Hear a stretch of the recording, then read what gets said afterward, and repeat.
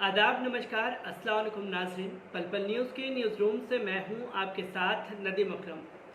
सुरेश चव्हाण के यानी कि सुदर्शन न्यूज़ चैनल सुधरने का नाम नहीं ले रहा है। लगातार वो नफ़रत का एजेंडा खड़ा करता जा रहा है, क्योंकि हमने ये देखा है भारतीय राजनीति में कि अगर अब्दुल पंचर बनाए तो आपत्ति, और अब्दुल अगर थोड़ा सा पढ़ लिख करके अच्छी कंपनी में जॉब करने लगा तो आपत्ति, और अगर अब्दुल की किस्मत अच्छी रही और अब्दुल ने पढ़ लिख करके यूपीएससी का एग्ज़ाम क्लियर कर लिया और आईपीएस बन गया तो मानो एक कुछ संगठित लोगों के पेट में दर्द हो जाना जैसा साबित होता है। क्योंकि जिस तरह से सुरेश चव्हाणके ने अपनी अमर्यादित भाषाओं का इस्तेमाल करते हुए जिस तरीके से देश की सबसे बड़ी संस्था एग्जामिनेशन के लिए यूपीएससी के ऊपर सवाल खड़े कर दिए, इसके ऊपर अब जवाब मांगा जा रहा है। क्योंकि जिस तरीके से यूपीएससी जिहाद मुस्लिमों की संख्या कैसे बढ़ गई, जब इसका प्रमो सोशल मीडिया यानी कि ट्विटर हैंडल पर डाला गया तो मानो एक राजनीति में भूचाल समझ गया और तमाम पढ़े लिखे बुद्धिजीवी इस एपिसोड को रोकने की मांग करने लगे। कुछ ही घंटों में लाखों IAS IPS officer Suresh Chavanke और सुदर्शन न्यूज़ चैनल के खिलाफ आकर के खड़े हो गए कि वो यूपीएससी जैसी संस्था के ऊपर सवाल खड़े कर रहे हैं, जिससे देश के कुछ चुनिंदा लोगों को चुन करके आईएएस आईपीएस चुना जाता है और वो फिर देश को अपनी सेवाएं देते हैं। इसे लेकर के सुरेश चव्हाणके ने एक एपिसोड का आयोजन किया। उस एपिसोड के आयोजन पर बवाल मचा तो मामला दिल्ली हाई कोर्ट पहुंच गया। दिल्ली हाई कोर्ट ने इस प्रोग्राम पर रोक लगाई और फिर कुछ ही दिनों बाद दिल्ली हाई कोर्ट ने उन्हें परमिशन भी दे दी। परमिशन दे दी तो सुरेश चव्हाणके ने आनन फानन में तुरंत चुटकी बजाते हुए जो 4 भागों का एपिसोड था 2 भागों में उसे लॉन्च कर दिया गया। और जिस तरीके के सवाल और जिस तरीके से एक खास समुदाय को टारगेट किया गया, खास तौर पर मुस्लिमों के ऊपर सवाल खड़े किए, उससे वो कटघरे में आकर के खड़े हो गए और ये मामला तुरंत सुप्रीम कोर्ट पहुंच गया। सुप्रीम कोर्ट की खंडपीठ डीवाई चंद्रचूड़ जस्टिस की देखरेख में इस केस को देखा जा रहा है और सुना जा रहा है। इससे पहले भी सुदर्शन न्यूज़ चैनल के मालिक सुरेश चव्हाणके को फटकार लगाई और इसके बाद कल फिर सुनवाई हुई और सुप्रीम कोर्ट ने एक गहरा सवाल खड़ा कर दिया। वो सवाल क्या है, एक बार उस पर नजर डाल लीजिए।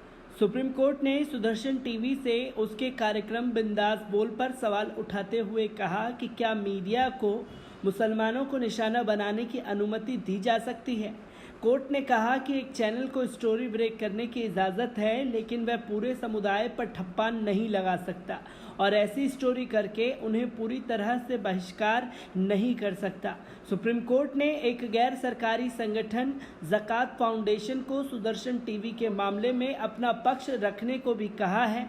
सुदर्शन टीवी ने इस एनजीओ पर सिविल सेवाओं में बड़े पैमाने पर मुसलमानों को प्रशिक्षण देने का अभियान छेड़कर यूपीएससी जिहाद छेड़ने का आरोप लगाया है। चैनल का आरोप है कि इस काम के लिए ज़कात फाउंडेशन को कुछ विदेशी आतंकी संगठनों से फंडिंग हो रही है।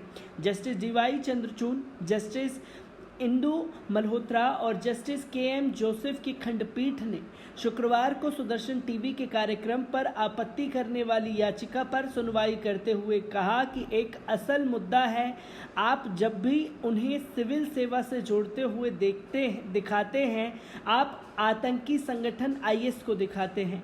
आप ये कहना चाहते हैं कि मुसलमानों का सिविल सेवा में शामिल होना जैसा किसी गहरी साजिश का हिस्सा हो। क्या मीडिया को पूरे समुदाय पर मुहर लगाने की इजाज़त दी जा सकती है? इससे पूर्व सुदर्शन टीवी ने सुप्रीम कोर्ट में आवेदन देकर उस याचिका पर सुनवाई का सजीव प्रसारण कराने का अनुरोध किया जिसमें उसके कार्यक्रम बिंदास बोल के खिलाफ शिकायत की गई है। इस कार्यक्रम के सामने आए प्रमो में दावा किया गया कि वह सरकारी सेवा में मुस्लिमों की घुसपैठ की साजिश को उजागर करेगा। खंडपीठ ने ज़कात फाउंडेशन की ओर से पेश वकील संजय हेगड़े से कहा कि सुदर्शन टीवी ने उनके मुवक्किल के खिलाफ विदेशी फंडिंग के आरोप लगाए हैं। इस पर हेगड़े ने कहा कि उनका मुवक्किल एक चैरिटेबल संस्था है और वे अपनी समाज सेवा में गैर मुस्लिम उम्मीदवारों को भी मदद करते हैं। इससे पहले शुक्रवार को हल्फनामे के जरिए दाखिल जवाब में चैनल ने अपने कथित कार्यक्रम प्रशासनिक सेवा में मुस्लिमों की घुसपैठ का बचाव किया।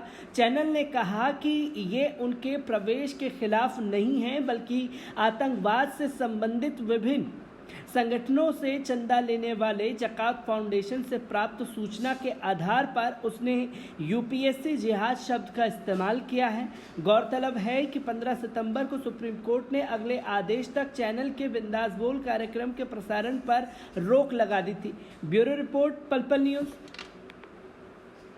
तो दोस्तों, आपने देखा कि सुप्रीम कोर्ट ने साफ तौर पर सुदर्शन न्यूज़ चैनल के मालिक से और ख़ास तौर पर सुदर्शन न्यूज़ चैनल के मालिक ही नहीं, उन तमाम मीडिया संस्थानों से सवाल भी पूछा है कि आखिरकार एक ख़ास समुदाय यानी को मुसलमानों को निशाना बनाने का अधिकार आप लोगों को किसने दिया, और दूसरा कि आखिरकार एक ख़ास समुदाय यानी कि मुस्लिम समुदाय को कटघरे में ला करके उनका राजनीतिक और तमाम तरीक़ों से बहिष्कार करने का अधिकार आपको किसने दिया। क्या ये सही है? अगर ये सही है तो इसे साबित करें कि आप लगातार नफ़रत के एजेंडे को बढ़ावा क्यों दे रहे हैं, जिसके बारे में जवाब सुदर्शन न्यूज़ चैनल के मालिक और उनके मुवक्किल यानी कि उनके वकील के पास नहीं था, जिसका जवाब वो नहीं दे पाए। क्योंकि जो सुरेश चव्हाड़के ये लगातार सवाल खड़ा कर रहे हैं और उन्होंने साफ तौर पर यूपीएससी जिहाद शब्द का इस्तेमाल किया, मुस्लिमों की भूमिका पर सवाल खड़े किए। इसी के साथ साथ ज़कात फाउंडेशन को भी उन्होंने टारगेट किया। तो सुप्रीम कोर्ट ने ज़कात फाउंडेशन को भी नोटिस लेने के लिए बोला है कि आपका इस मामले पर क्या कहना है, क्योंकि ज़कात फाउंडेशन के ऊपर सवाल खड़े करके सुरेश चव्हाड़के ने ये बताने की दुनिया को कोशिश की, देश के लोगों को कोशिश की कि आखिरकार विदेशों से फंडिंग आ रही है, विदेशों से फंडिंग के आधार पर ये मुसलमानों को आईएएस आईपीएस बना रहे हैं। चलिए, ज़कात फाउंडेशन के ऊपर आपने सवाल खड़े किए, तो ज़कात फाउंडेशन देश की सेवाओं में, देश में समर्पित है, क्योंकि वो देश के उन चुनिंदा लोगों को आईएएस आईपीएस बना रही है जो देश को अपनी सेवाएं देंगे। पर इसी के साथ साथ सुरेश चव्हाड़के से एक सवाल जो ज़कात फाउंडेशन के ऊपर सवाल खड़े कर रहे हैं कि ज़कात फाउंडेशन कम से कम पढ़े लिखे लोगों को तो आगे ला रही है, पर सुरेश चव्हाड़के क्या विश्व हिंदू परिषद, आरएसएस, बजरंग दल, तमाम हिंदूवादी संगठन जिनके पास कहां से फंडिंग आ रही है, इसके ऊपर कभी सवाल पूछने की हिम्मत जुटा पाएंगे? क्या वो कभी गला फाड़ करके ये सवाल पूछेंगे कि आखिरकार इनके पास फंडिंग कहां से आ रही है? चलिए, फंडिंग की बात छोड़ दीजिए, क्योंकि हमने देखा है कि जब भी जुलूस निकलता है तो हथियारों का ज़ख़ीरा इनके पास कहां से आ रहा है। अगर हथियारों का ज़ख़ीरा आ रहा है तो साफ तौर पर ये माना और समझा जाना चाहिए कि हथियारों का ज़ख़ीरा जिस तरीके से इनके पास आ रहा है, उससे वो देश के युवाओं को क्या बनाना चाह रहे हैं। इन तंजीमों से निकल करके जो लोग जुड़े हैं वो आगे चल करके मारकाट यानी कि एक आतंकवादी घटना में पूरी तरीके से लिप्त हो जाएंगे और किसी की भी जान लेने से गुरेज नहीं करेंगे, जैसा कि आज के मौजूदा सिनेरियो में नज़र आता है। सवाल पूछने की हिम्मत सुरेश चव्हाड़के इनसे नहीं करेंगे, जो साफ तौर पर लोगों को एक कट्टर हिंदू के सोच के तहत उन लोगों को टारगेट करके एक खास समुदाय के खिलाफ तैयार करके भड़काने का काम कर रही है और उन लोगों को आतंकवादी घटना में लिप्त कर रही है।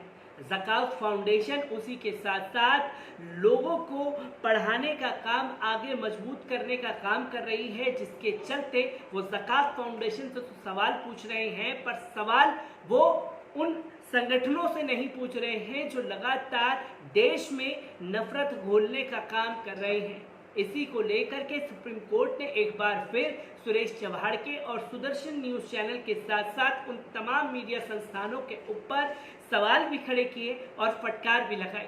तो सुरेश चव्हाड़के और सुदर्शन न्यूज़ चैनल को लेकर के सुप्रीम कोर्ट में क्या कुछ घट रहा है, हर एक खबर की बारीकी से जानकारी लेकर के मैं आपके साथ यूं ही जुड़ता रहूंगा। तब तक के लिए दीजिए मुझे इजाज़त। शुक्रिया।